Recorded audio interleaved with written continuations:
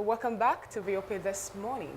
The Economic and Financial Crimes Commission has recovered over 30 billion naira from the 37 billion plus and allegedly laundered in the Ministry of Humanitarian Affairs under the former minister Sadiya Umar Farouk.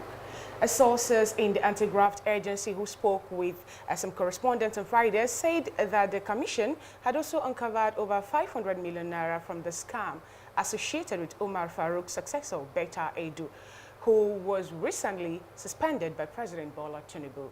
The agency is also still grilling Beta Edu in connection with an alleged 17 billion naira fraud, while the suspended coordinator of the National Social Investment Program, Halima Shehu, is also still being questioned over an alleged 44 billion naira fraud. Within the same period, the agency said it secured the conviction of 747 persons for offenses ranging from money laundering to cybercrimes. However, the chairman of the Efcc, Ola Olukayode, at the dialogue in Abuja on Wednesday, revealed that most of the 747 convictions involved persons who were prosecuted for cybercrime offenses. Meanwhile, the commission has said that it has deepened its probe into money laundering cases involving some high-profile public officials, especially former governors and ministers indicted for fraud. The total amount involved in the money laundering cases rose to around 130 billion naira as at January 31st, 2024. And, looking at this, what we want to ask, I don't know. I wouldn't want to say that anymore anyway, but how will the recovered funds, how would these funds be returned? Is it to the government or is it to, the particular organization where this money were being looted? Because we could remember that James Ibori actually took some money out of Delta State when he was the former governor of Delta State. And when the money actually was sent back to Nigeria, the federal government took the money, saying that they needed to use it to, complete some things, and that was they used it for the railway from Nigeria to Niger. Mr. Akin, please, I want you to help us. This money now that they're saying that they've returned, they've recovered, where do you think it will be going to? Come back to the same principle, and I might be asked that what exactly are we supposed to be doing? Don't we have the rules of engagement? Don't we have how money should be released? Who are the aiders and abettors in financial circles? Your operational manual indicates who should be authorizing, who should be collecting money. How is the complicity between the office of the accountant general of the state, the auditor general? What were they looking at when this was going on? Look, I come back to a critical point you just raised. Where is the money? Yeah, we should be able to trace the money. Some of the ones that were returned before, there was one that was discovered at the Twin Towers in Lagos, and they said it is for DSS and security, and the thing just went and collapsed. So we do a lot of work to retrieve and recover monies, and we steal them again. Meanwhile, the processes and how they should operate is stated. And let me give a bit of a slack to President Bola Tinubu, being a financial person who should understand, is the fact that if you recall, lately they were talking about NNPC, whatever is their sales should be receipted by CBN and what have you, is because the normal processes have failed, and people are just smiling their ways to the bank. Ola Olukayode, I really sympathize with him. He's trying to do the best he can. Does he have the best of the best hands and surrounding? This same Ola Olukayode made a statement that we all heard, that they are prosecuting David. And acting because he sits near David, who is from above, will not just, no, stop that and all that. Sadiya, Umar Farouk, we had an attorney general in this country. Please don't let us have short memories. Who had the power to say, yes, please go ahead, but Noel Poseku, he decides to file. And we had a president who were shouting things like this is not going on fine. And the only thing we had is the rumor that Mr. President was going to marry that woman. Even though at the end of the day, this is how funny and how comical Nigeria has turned into. So if that money has been recovered, very good question. Recovered. This is worrisome. Recovered into where? Is it still under investigation? Don't forget, Fina, when you say you recover, until convicted by the court, before you can then say that money is going to be returned to government. So maybe it is, it is sitting somewhere. Yes, David, it is very, very worrisome. So we can't continue to do the same thing and expecting different results. And while the courts are doing their own and what have you, you can see somebody under the table, you can see this, and then the court might now then say, look, you've seized somebody's money illegally, and then return it back to state, and then we begin to march on the same spot. The same Olukayode made a statement, and David, you heard that, when he said that they were prosecuting a case that involved a religious organizations, and then antenna has now gone up. Yes, here and there.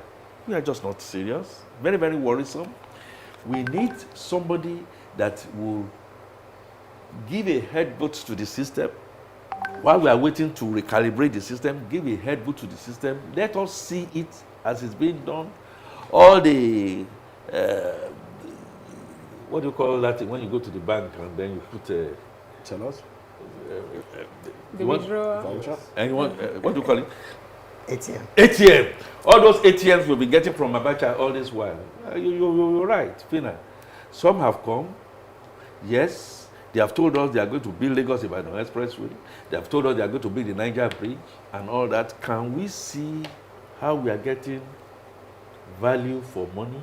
Now, is it being done at arm's length? Isn't this quite disturbing that from this statement EFCC is coming out to make, there are high-profile public officials, especially former governors and ministers indicted in this probe. Now, they are saying that at this point, investigation is deepening to that level. Now, there is a concern about the fact that when these high-profile people are taken to court, we find out that there is no level of conviction afterwards. Isn't that a question on our judiciary as well? Because this is quite disturbing when the EFCC will come out to say this publicly. And answering to that also, do you think there's a need for the media, even when they've said that we are the ones actually pushing things high? Do you think there's a need for the media and even the public to join hands now, to monitor the EFCC investigations? Well, I think you should take the questions one after the other. Okay. Okay. All right, so that I am not seen as not wanting to lean towards women, so I'll take your own first. No, take I will take your own first. I choose to take your own first because I believe in women. Okay, fine, but what I was trying to say is, I get your question. Okay. Truth must be told. Right. That Nigeria is not ready. So do you think we need to come in now? The media, the public, we need to come in to monitor, to support the EFCC investigation. I'd like to say so far, even if it is minuscule, the job of the media, social media, has been very tremendous. If not, we won't even get to know where we have gotten into. Mr. Femi Falana came with a compendium of all money that has been stolen in the oil and gas. He didn't come about it yesterday or last year. It was when I was still in service. We all know where these things here, you say, trace the money. But as much as I want to applaud the media, we have X and we have X. There are media who are not doing this kind of thing that we expect. And we cannot expect a different set of Nigerians in the media, different set of Nigerians in the National Assembly. It's the same thing. Everybody is trying to do turn by turn. But I still agree with you that technology has made the indicator that when you trace the money under the financial appropriation and you audit as regularly as you do, and the audit report comes out, and there's not going to be a power from above to now then say no, or there's not going to be the head of, say, VOP, the one that owns VOP, now then says, Moses, Fina, and David, no, I don't want you to continue to pursue that story. It happens. And the citizens now begin to now take their destinies in their hands, one after the other. This will continue to fall. David, I like your language each time you say it is worrisome. But is it sufficiently worrisome to take us, to gear us into action? Because one of the things that I found is a situation where you have taken so much, and I see that you are one of the stakeholders, okay? Maybe you are a church leader, a mosque leader, a shrine leader, and stuff like that. I'll come to your church.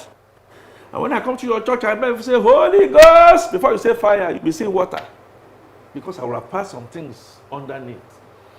Nigeria has been captured by corruption. It's taking over. That corruptive tendencies are now the ones, as in an osmotic fashion, getting to the height of it. People and children don't want to go to school because they are going to be captured. But if you don't go to school and you join the bandits and you join the kidnappers, you get 15 million, you get 20 million, you're able to put all that together. What Sadiya Farouk, what that humanitarian ministry has done, and which we began to see in a young, beautiful lady, let's call it Beta Edu, is that because they failed to go through that normal process, a lot of those funds are ending up as slush, and they are ending up in the hands of those state actors. So we have what we call matching on the same spot. It is worrisome, and if it is worrisome, one of the things we need to do, that I think we did in the oil and gas industry, is to decide that we are going to shut down. We are going to shut down. Should we consider to shut down elements of this country?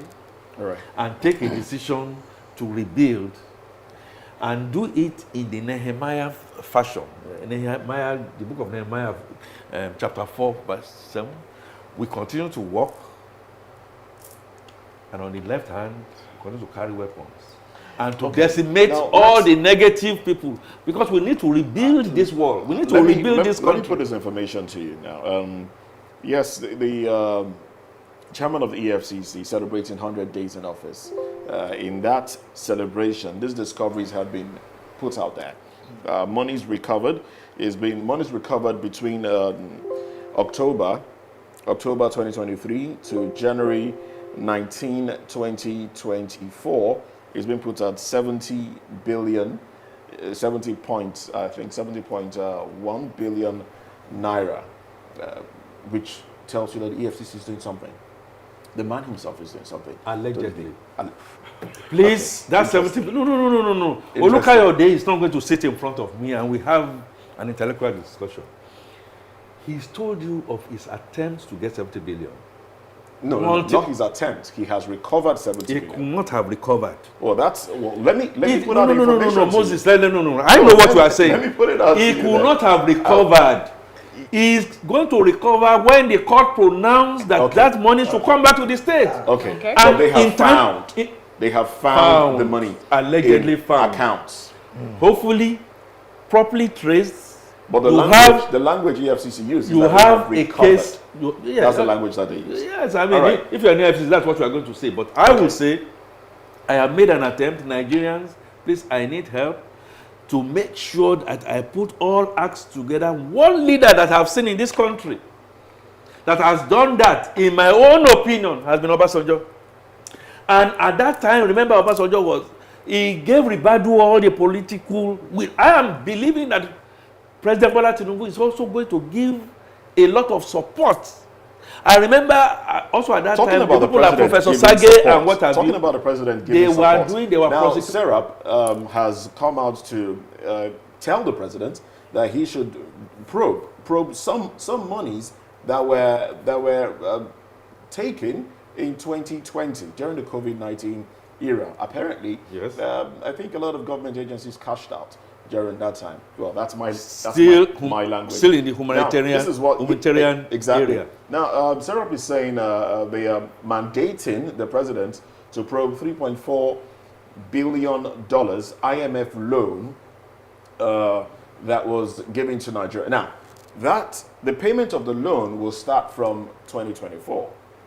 All right. Now, the loan, according to the Auditor General of the Federation, has either gone missing or vanished. $3.4 billion unaccounted for. Now, do you think that the president can actually be taken to court if he doesn't authorize the probe of this money? And if that is done, I mean, the breakdown of the payment of the loan is already out there. Let me give you the breakdown of how the loan is to be paid. I have that here. Let's see now. Now, according to the reports, Nigeria is expected to spread the payments of this 3.4 billion IMF loan from 2023 to 2027. I said 2024 earlier. Yeah. But the first installment due in 2023, last year, is worth $497.17 million.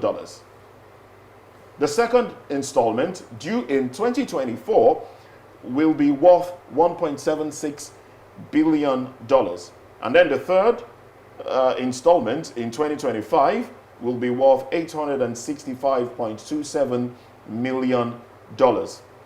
And then the final one in 2026 and 2027 is pegged at $33.99 million. Now, these are the installments, and this installment will only be on interest payments for a loan that Nigerians have no idea of where it is, and what happened to it, where did it disappear to?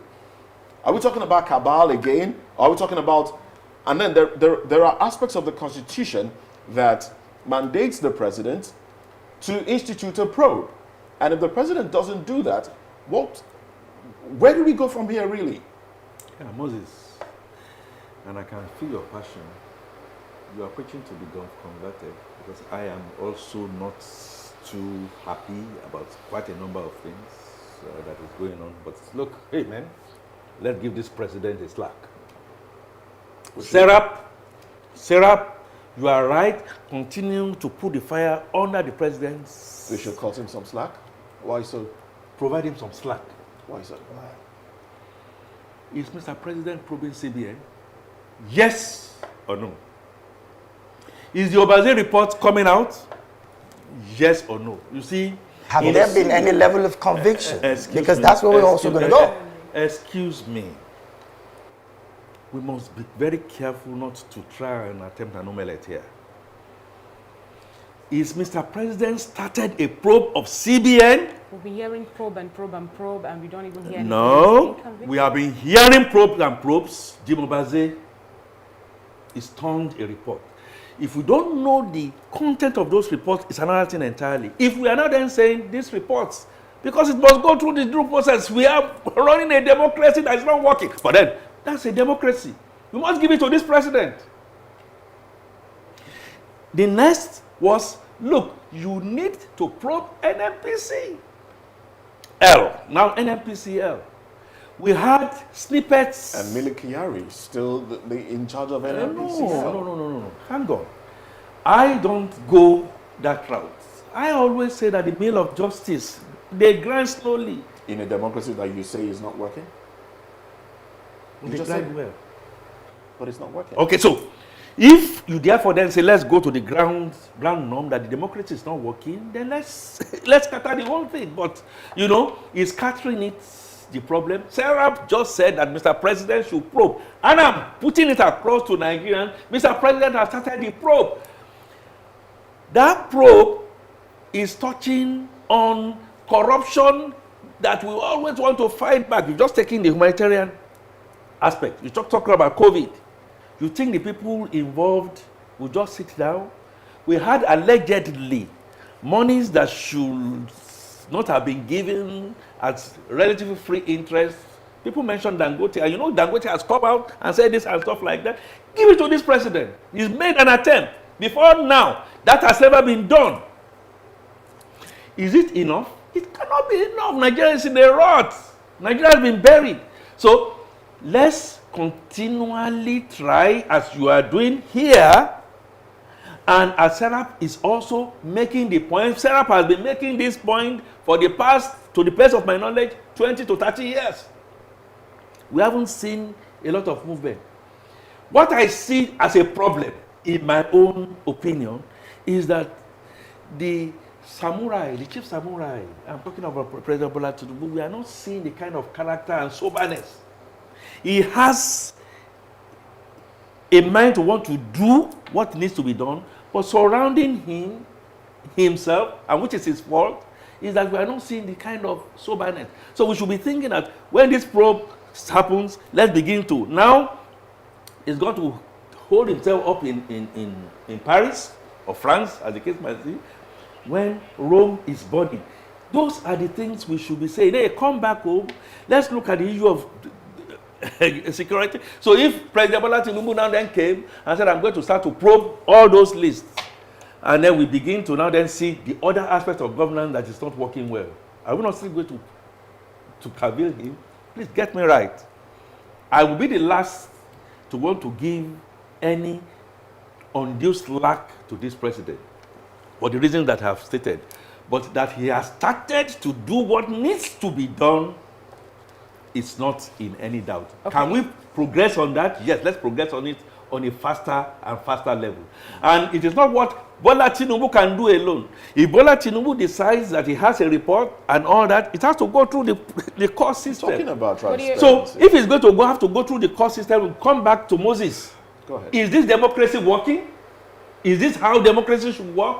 If it is not working, let's all raise our hands and say democracy, as the way it is going, is not working. You have the opinion that the president actually should cut him some slack, that he's actually doing something about this. That's what I've said, yes. But we know actually that for corrupt issues to be tackled, we have to put in effective, efficient and effectual process.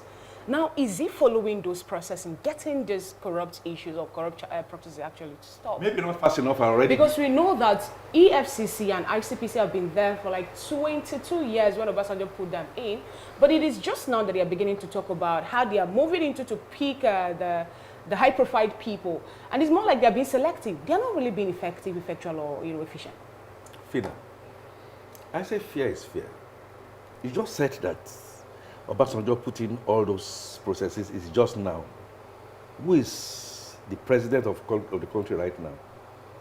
Mr. Tinubu. Also, whether it is 2 steps backwards and 2 steps forward, 1 step backwards, unlike 2 steps forward, 5 steps backwards that we're having all this while. So give it to this president. Secondly, I just told you that just last week or 2 weeks ago, Mr. President virtually is like an executive order and gave a directive that sales that we have not been able to account for in NNPC in the past 30 years that have been going down the drain. Let's put some process in there. Yes, maybe a bit unconstitutional, but if you are not doing the kind of thing that you need to do, you need extra constitutional means to stop the bleeding. Right. We have constitutional means of safeguarding Nigeria. Moses, yes, but is it working? Are they following? Don't we have police? Don't we have DSS? Don't we have? And yet we are still having all this spirit of kidnapping. So are you now going to say, I'll just sit down and begin to watch? What do you think we need to do? I think it needs to now progress much more in an accelerated manner. Okay. That we have not started at all is not saying the truth. That Mr. President therefore needs to put square pegs in round holes. Talking about the trust in the president, you seem to have a lot of hope in the president, and Nigerians are trying to, develop their own renewed hope in the president. But we also do know that the president's chief of staff has been fingered in a lot of corrupt related issues, and the president has, racketeering was one of them. And the president did come out and say, look, I have absolute trust in my chief of staff, as against what one would have expected to be, okay, chief of staff, please defend yourself in this regard. Yeah. And then maybe if the chief of staff himself had addressed the public to say, look, this is not the case, then maybe some other Nigerians would have, developed trust and known that, yes, truly, the president is fighting corruption. Come back to my ground norm point. I told you that there are things surrounding this president. Yes, surrounding this president that can be better done by way of character and by showing example. Okay. One of them, for instance, and let's be careful, alleged. Yes, it is still alleged because I know they said Bajabi Amila came out and said that DSS should go and start to probe. I mean, Alame Sega said exactly the same thing when they were sitting on a keg. And guess, we also allegedly read that Mr. President has begun to, we don't know how true it is, begin to pull responsibilities away from this kind of guy. But I agree with you absolutely. When, like Caesar's wife, you are not being seen to be above board, then you sack. Because at the end of the day, you are going to bear the brunt. Yes, I agree. But there is one that is clear. It's not alleged. Like I always say, low hangers. If Mr. President can come out and say, I see people here in my Aso Rock Council, apparently referring to his son, it tells you that the man is not sober. I'm talking of Mr. President. Not only should he have made that statement, so I've sent that young man packing. I said so. So this is not I am not out here to give too much slack to Mr. President. He's trying to do something. He needs to recalibrate. He needs to, and please let me just now bury it finally. Whether it is Peter Obi, whether it's Atiku Abubakar, whether it is Kwankwaso, whether it is Showore, you are in a parlor where the whole of the place is in a mess and you've got to take drastic action. The only thing any of them that I've just mentioned might do differently might be to the character and begin to lead by example. And I've said it clearly. All right. I need to see Mr. President lead by example. He has good ideas, but he must now begin to work those ideas and lead by example. All right. Anybody around you that is doing something wrong, tell the person that even if you are Moses, you are not going to get to the promised land. Oh. It Thank is you only very much, Joshua that is going to get Mr. there. Akin Fatunke, chartered accountant, communications consultant, and a major player in the oil and gas sector. It's been a pleasure speaking with you, as always. Thank you very much, Moses. Thank you, David. Thank you, Fina. Thank you. We'll take a break now. When we come back, we'll delve into the world of business. Stay with us.